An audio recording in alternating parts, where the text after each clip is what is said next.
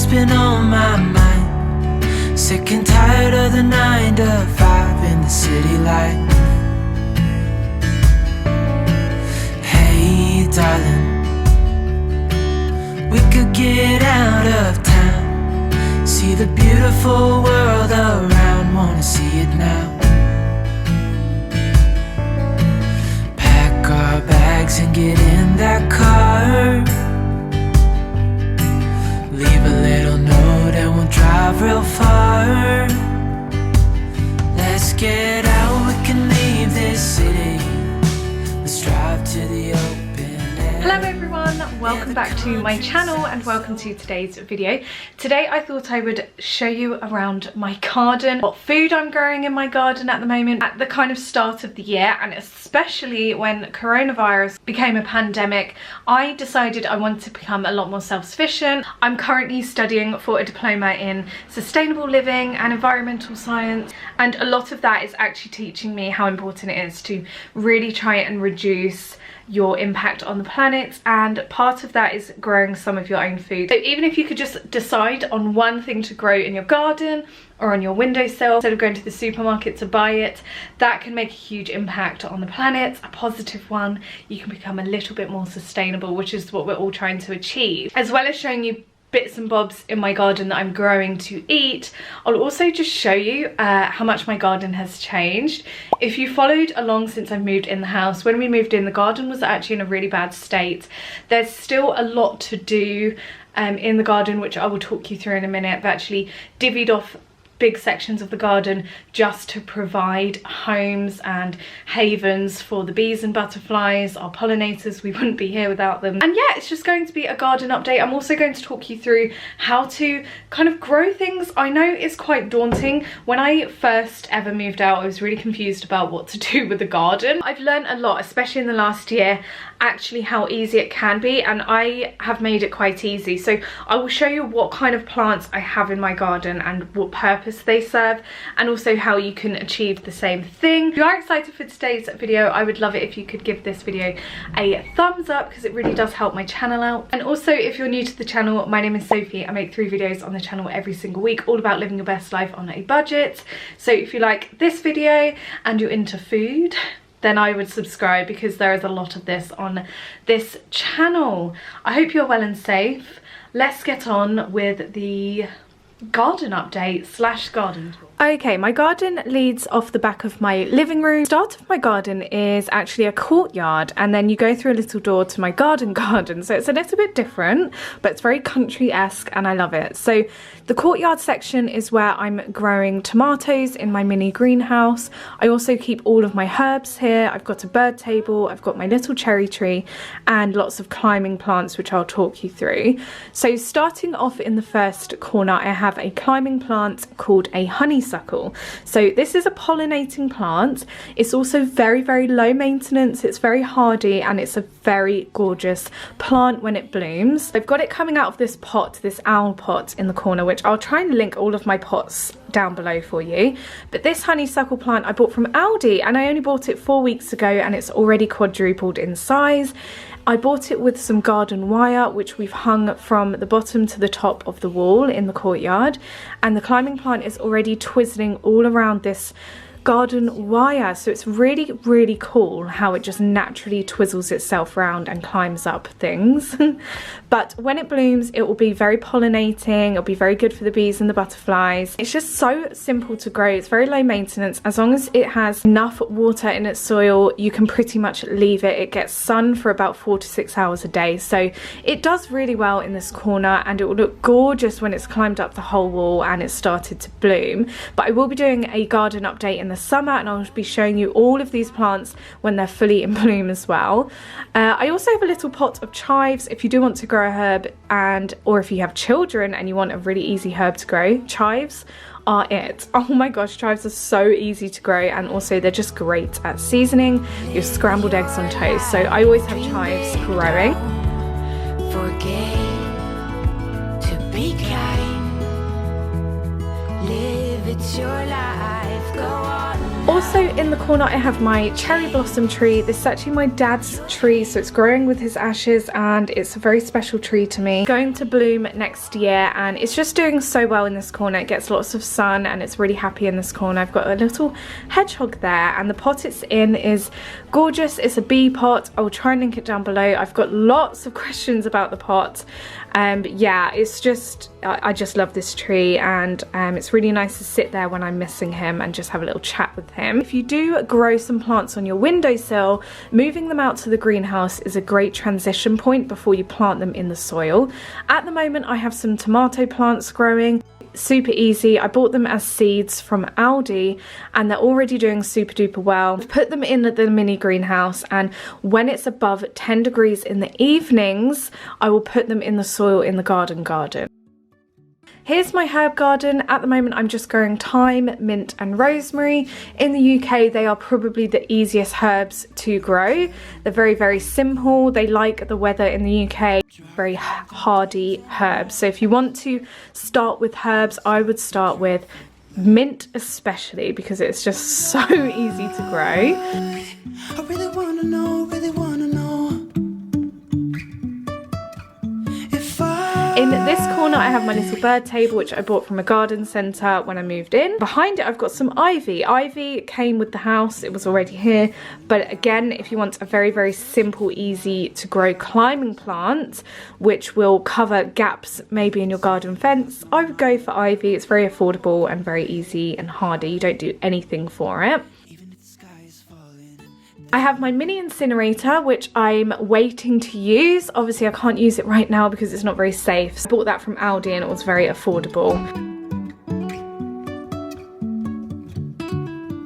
Moving through to the garden. This is my actual garden.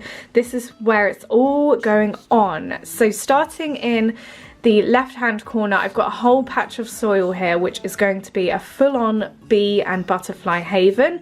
I've thrown down loads of butterfly and bee friendly seeds which I bought from Poundland, which you can just throw straight into soil, and I've also got some bee bombs here which as you can see are already sprouting. Any bee and butterfly plants are really hardy and they're very easy to grow. So if you do want pretty plants in your garden but you want low maintenance, I would go for bee and butterfly friendly plants because essentially they're happy to grow in the UK, so they don't need too much maintenance. At the front of my garden I've got 4 lavender plants which are already tripling in size over the last few weeks. This was them when I first bought them. And now they're already growing pretty quickly. I've also got some marigolds, so it looks really pretty in this corner. But lavender is obviously very bee friendly and it smells great. So I've got lots of that in the garden and I would suggest you do that too if you want something easy to grow and that smells good. So starting off with food that I've already grown in the garden, I've got some garlic. So garlic is super easy. You literally just grab a bulb from your garlic that you buy from the supermarket, you put it on your windowsill in some soil and give it a few weeks and it will start germinating and you'll notice a green shoot coming through.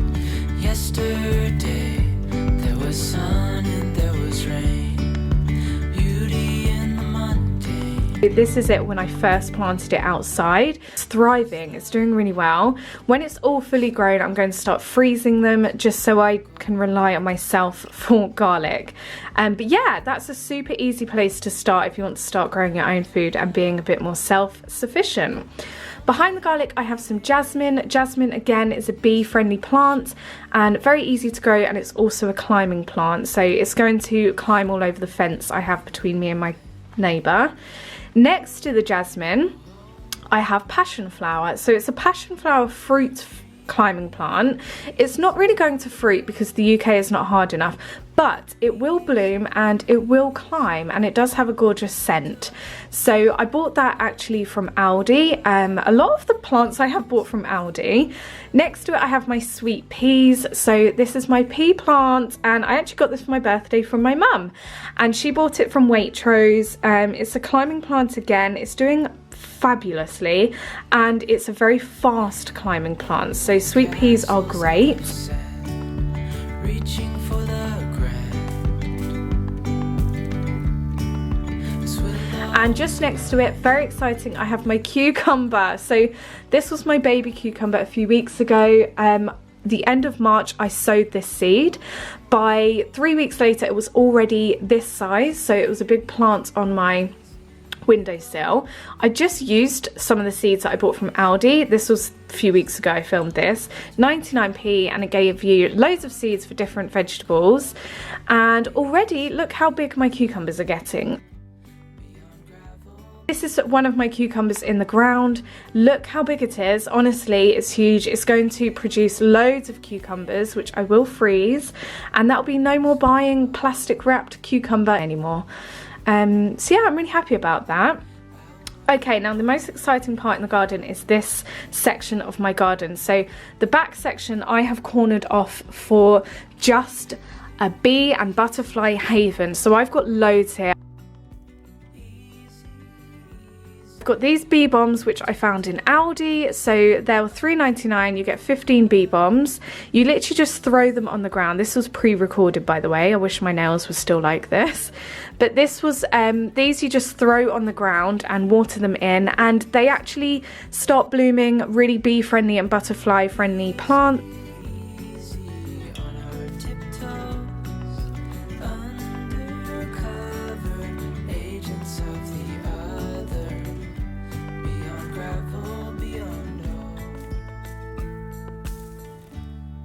So this was only, I would say, 4 weeks ago, and look how much my garden has transformed in 4 weeks from planting bee bombs. Look at this. Oh, and Ditsy. Those are some of my original bee bombs and my Aldi bee bombs. They're doing great. In a few weeks when I film another garden update, you'll notice lots of colours.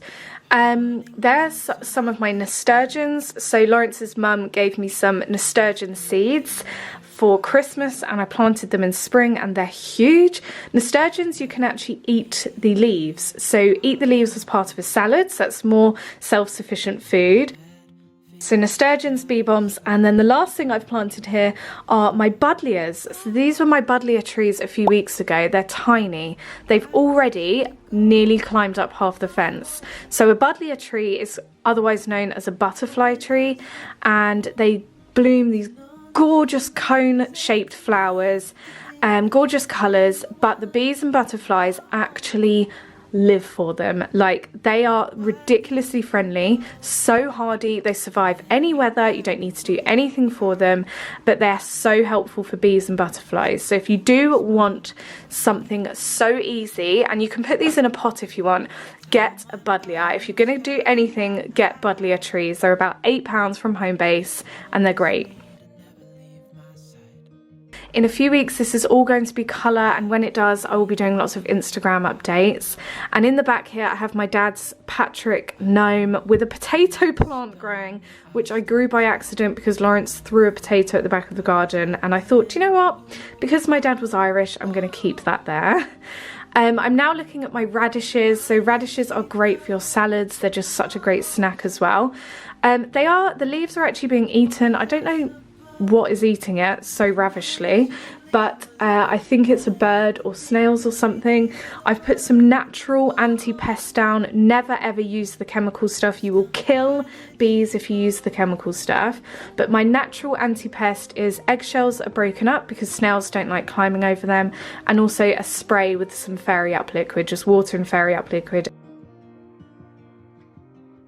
Then I have my sycamore tree at the back of my garden, and I've wrapped it with lovely fairy lights so it looks gorgeous in the summer. Yeah, it's just such a gorgeous part of my garden. I really love my garden. I just think it looks great. The only thing that's struggling right now is my grass. Apparently the people that lived here before us done no gardening, so the grass was ravaged by moss, which we've now scarified away.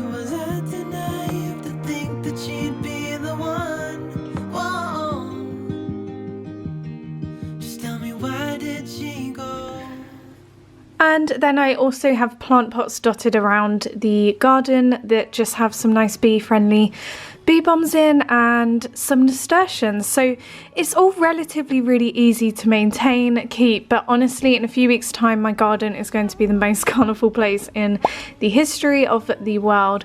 The last thing I do at the end of each day is, if it hasn't rained at all for a few days, I make sure everything is well watered and looking nice and green.